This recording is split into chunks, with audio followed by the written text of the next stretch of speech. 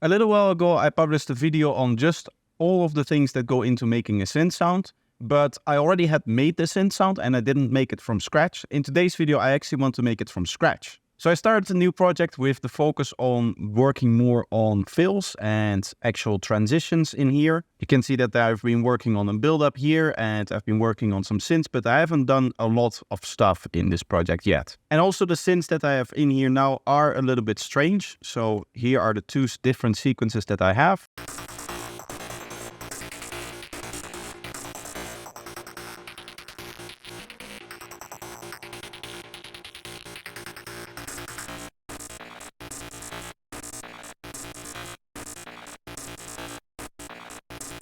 Now, before we get deeper into this, I do want to say that if you enjoyed this kind of content, make sure that you like and that you're subscribed. Also, if you want to support me financially, you can do so by buying my products or checking me out on Patreon. Links for both of them will be in the description. So what I want to do is I want to actually make a different idea on top of this, where we just have like a acid line or maybe just like a melodic line or something like that.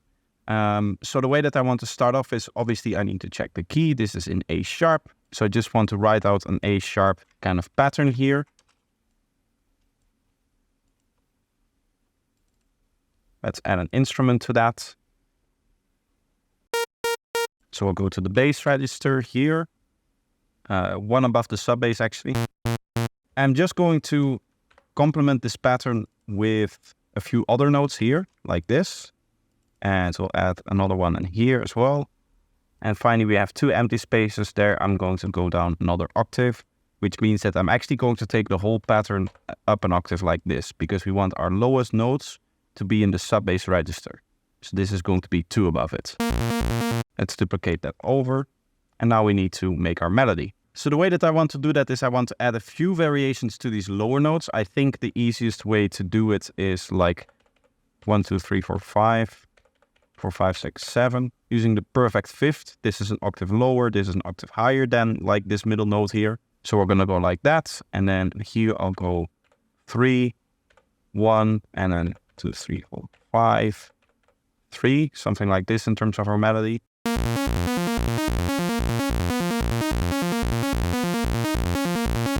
Let's work a little bit on the sound design here. Let's do a bandpass filter, and I want something a little bit more washed out feeling. So first of all, I'm going to randomize the phase here, and then we're going to give it some detune for some phasing effect, and then we'll also turn the width down by quite a bit actually to get a little bit more of that phasing.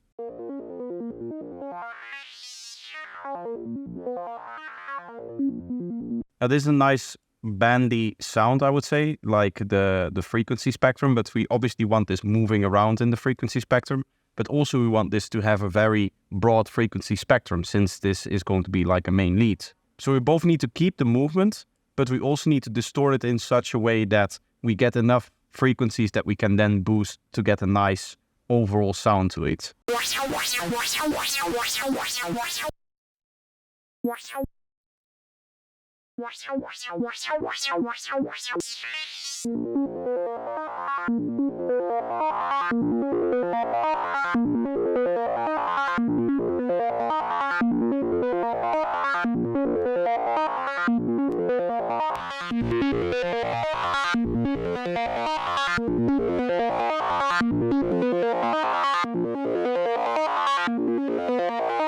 What I want to do is I want to duplicate this over a little bit so that we can hear all of the modulation coming through it.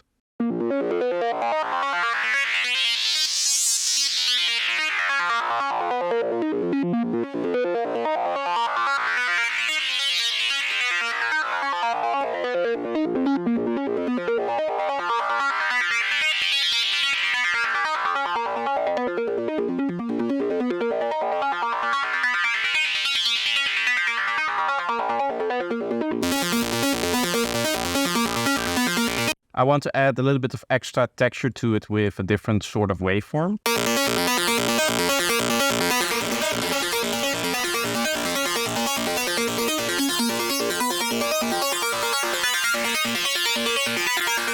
It might be cool to have this on a different timing here, like this.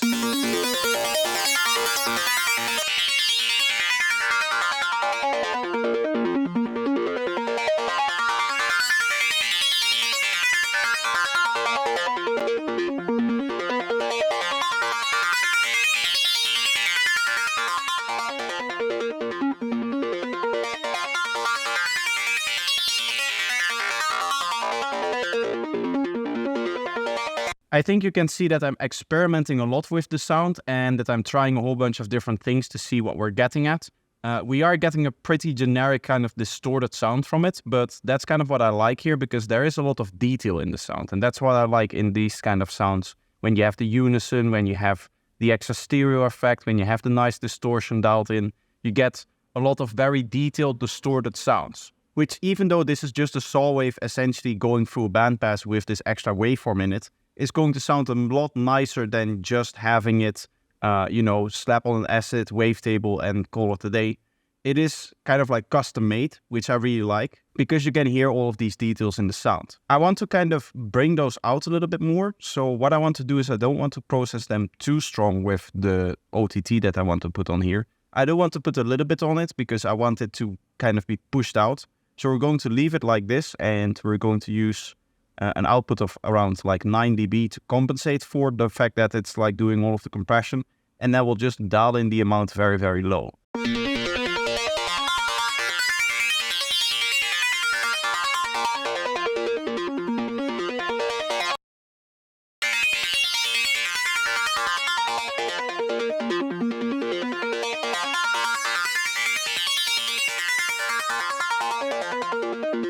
So I dialed it in, did a little bit of EQing. I want to do a little bit of delay as well here. And then we'll add our reverb. Let's go for M Turbo Verb. And we'll go with one of these. Let's go with a small space actually, because this is a very fast arpeggiated sound.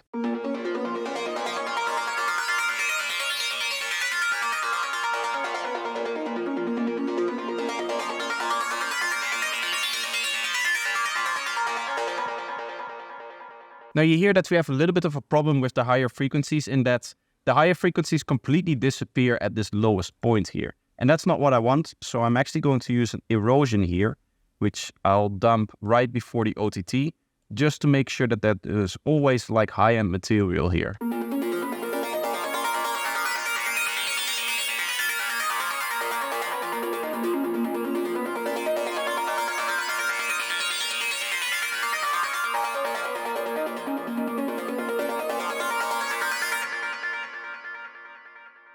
You can hear that we have this high frequency ringing now, which you don't have if you just turn it off.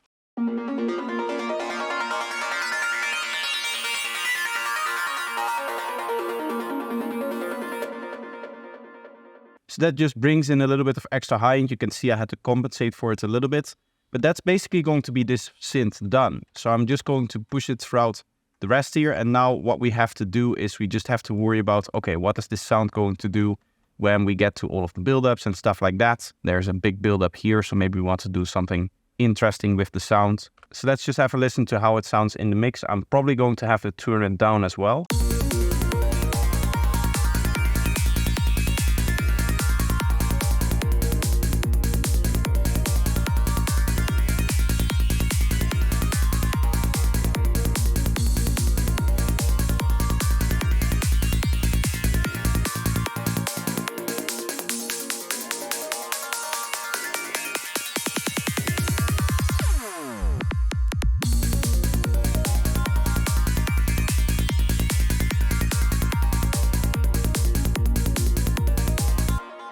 Honestly, it worked surprisingly well the way that it is with here. What I do want to do is I want to slightly up like the high frequency here, the high bass. We'll just go up to like 6K, and then we're also, while it's doing that, going to go up a lot in terms of the Q factor towards the end here. So that's going to give it an extra boost and an extra rising feeling, because that's going to actually boost that lowest frequency around the filter cutoff point, going up to like 6 kilohertz here.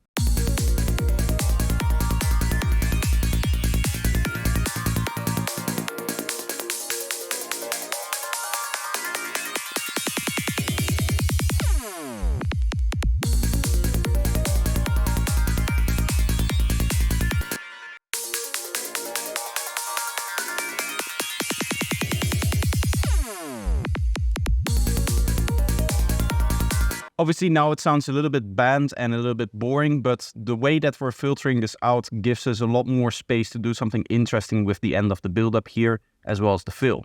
Currently, right now, it's just a simple squelch, and I have this little kick fill in the second part, so it's not really that interesting yet. One of the things that I want to do for like a little bit of extra interest is do like an offbeat pluck sound. So just as a little bonus, we'll do a second sound as well here. We're just going to go into Serum, and then I'm going to start off, in this case, with a tone from the tone spec. And the way that I've been using the tone spec a lot lately is that I've been layering it with one of those random saws like this, and then just filtering both of them out together. So I want a little bit of a steeper sound. I want this to be on 1/8. We'll use this for the volume, I guess. We're just going to design a pluck that's going to be playing on the offbeat. I'll probably have it play every other offbeat so that it adds some groove to it.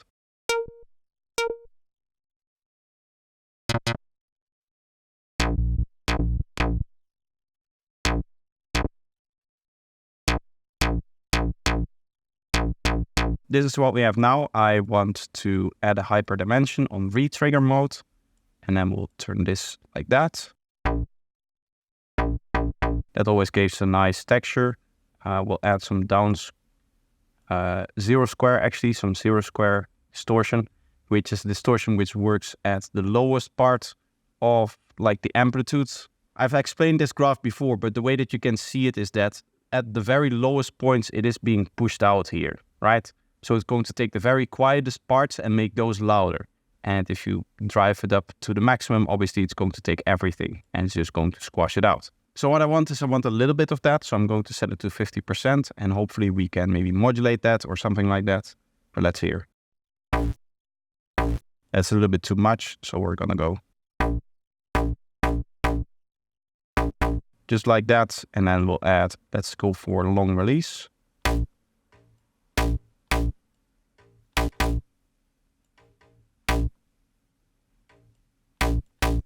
That's nice. We're going to place this probably in the second one. That makes a lot more sense from the perspective of having it in the rhythm with the crash.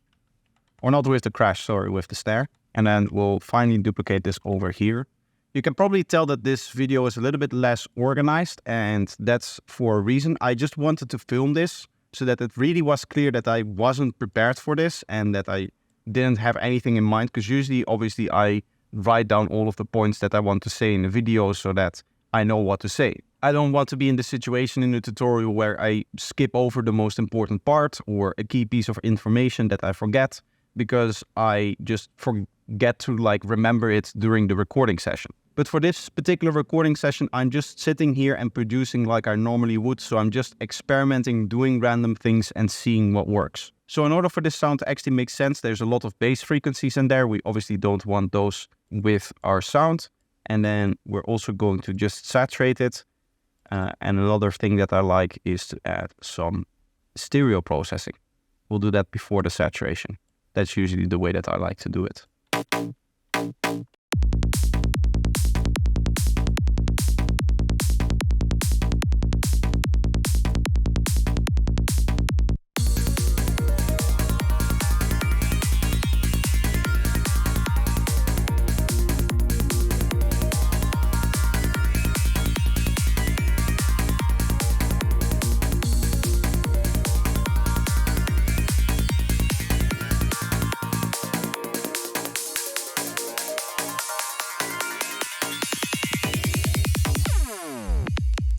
Now, personally, I would say that both of these sounds are doing the thing that I want them to do, in that one of them adds a lot of movement through that nice 4-bar modulation, whereas the other one is a nice stable sound. And really the way that you can see this is that this is our main sequence and this is our supporting element.